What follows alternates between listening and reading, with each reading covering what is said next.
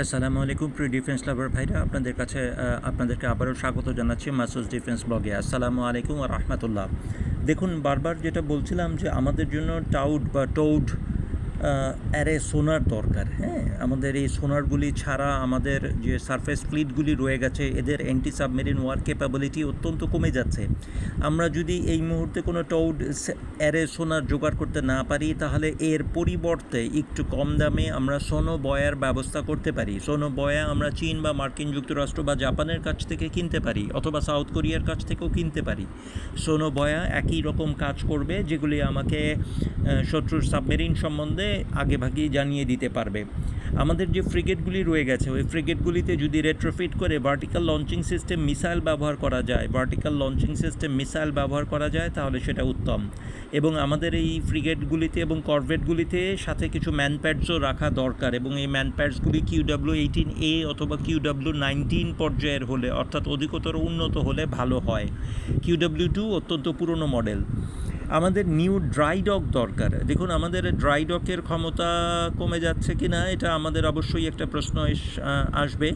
আমাদের যদি কিনা ড্রাই ডকের যথেষ্ট প্রয়োজন না থাকে, তাহলে আমরা একটা ফ্লোটিং ড্রাই ডক কিনতে পারি, যেটার অন্তত 40,000 টনের বেশি ক্যাপাসিটি থাকবে।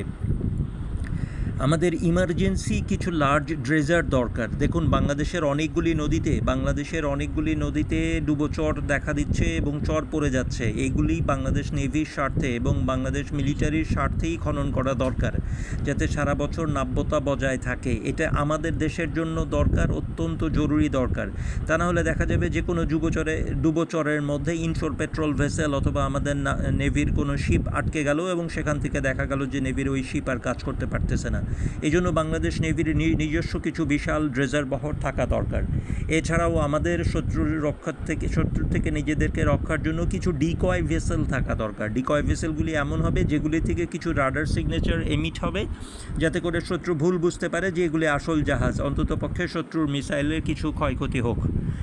এটা ছাড়াও আমাদের যে জিনিসটি এখন অত্যন্ত দরকার, আমরা আশা রাখি ইনশাআল্লাহ তাআলা সাউথ কোরিয়া থেকে নতুন সাবমেরিন পেতে যাচ্ছি। কাজেই আমাদের এই সাবমেরিন স্যালভেজ ভেসেল দরকার।